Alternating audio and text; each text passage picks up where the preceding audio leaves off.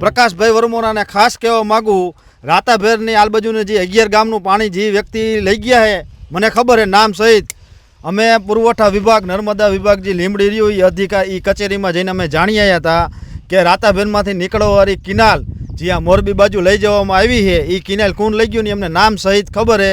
અને એનો જો ટૂંક સમયમાં પાણીનો નિરાકરણનો પ્રશ્ન નહીં આવે તો નામ જોગ સાથે હું કહીશ, બધાય 11 ગામના સરપંચને કહીશ, મને બધી ખબર છે. જમીન વેચી ઉદ્યોગપતિનું થઈ ગયું છે, જમીન વેચે ઉદ્યોગ આને પછી ટિફિન લઈને કામે આવશે, બીજું કઈ નથી થયું સાહેબ. પાણી વિના જેમ સિરામિકના કારખાનામાં આવે છે ને એવી રીતે સરકારને અમે નમ્ર અપીલ કરી કે 20 વીઘામાં ટાલપત્રી થાય ને એવડા ટાલપત્રી જે બનાવતા હોય એવડા કારખાનાને મોરબીમાં લાવવામાં આવે એમ. હા, ટેકનોલોજીમાં મોરબીને આગળ હે, નળિયું મળે તળિયું મળે તો ઢાંકવાનું કંઈક જળવું જોઈએ ને ખેડૂત માટે. હા, તળિયા થઈ ગયા, નળિયા થઈ ગયા, ઘડિયા થઈ ગયા, બધું થઈ ગયું. હવે આ પલળી ગઈ મગફળી, ઢાંકવી છે બરાબર. આવડી ટાલપત્રી બને ને આવડી ટાલપત્રી લેવી, અડધું વેચી દઈશું ઓલ બાજુનું, આટલું રાખશું એમ. હા, મેળ આવશે. હા, તો બીજું શું કરું? અમને તો કોઈ વળતર દેતા નથી. સુરનગર જિલ્લો ને મોરબી જિલ્લો સરકારનો નથી, એનો મત નહીં દેતા હોય ને કોઈ દી સુરનગર જિલ્લામાં મોરબી જિલ્લામાં વળતર આવતું નથી. હા, કોઈ દી વળતર નું હોય, શીનું વળતર નું દેવાનું. અત્યારે આ ખોખાના પાથરા ઉપાડવામાં મજૂરને જોખમ અમારે. આની એટલે શરાબ હોય, વીછી હોય, ડખ મરી જાય તો એ મજૂર જે આવે ને એ ખેડૂતને જવાબદારી લે કે કઈ અમે જનાવર અટશે તો તમારે કરો. આમાં તો વળતર તો મળ્યું નથી તો એનો તોય અમારે સત્તા એને જવાબદારી લે કે ભાઈ તને કોઈ જીવડું અટશે, શરાબ ડખ દીશે, પેલો ખર્ચો અમે દઈશું, અમે બેઠા. અને તો છતાં અમારે દેવું પણ, અને મજૂરી કરવા તો એના પાસે કઈ ન હોય તો મજૂરી કરવા આપણે પાસે આવ્યો કે તો એ મજૂરી કરવા હોલો ના આવે તો એને જોખમ ઉઠાવીને આપણે હાટું આવે કે ભાઈ તમારું કામ થતું હોય તો અમે આવી હાલો.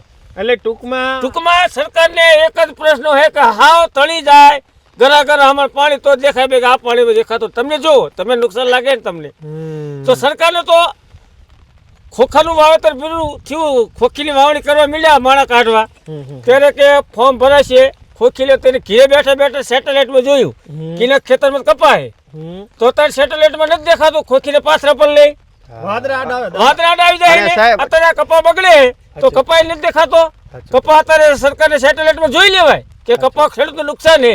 આ મગફળીનો પાલો ઢોરા માટે સારો હતો એ બધો ખાતર ભસ્મ થઈ ગયો હોય તો સરકારને નથી દેખાતું કે આ ખાતર બધું થઈ ગયું છે મગફળીના પાલાનું તો એ સેટેલાઇટમાં નથી દેખાતું. જીવાત પડી ગઈ, જીવાત પડી ગઈ એ સેટેલાઇટમાં નથી દેખાતું.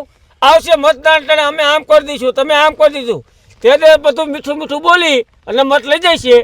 પછી કોઈ જોતું નથી ખેડૂતનું શું થાય. આ ઓલા ગોલે હે કે જેને બોલે નીને બોર વેચા હે, બાકી પૂરું ખેડૂતનું કોઈ હે નહીં. ખેડૂત માટે ખેડૂતના ઓલામાં ચોર ખાય, મોર ખાય, એટલે સરકારી અધિકારી ખાય કે કરવું હોય તો, અને વધે તો ખાય ને કે સરકારના મત લઈ જવાનો અને 500 રૂપિયાનો મત વેચો તો દે એ રીતે કરે ખેડૂત માટે. અને સાહેબ અત્યારે ખેડૂતે બોટાદમાં જે માર ખાધો હે અમે વિડીયો જોયેલા હે, બરાબર બોલે ને મારે હે બરાબર.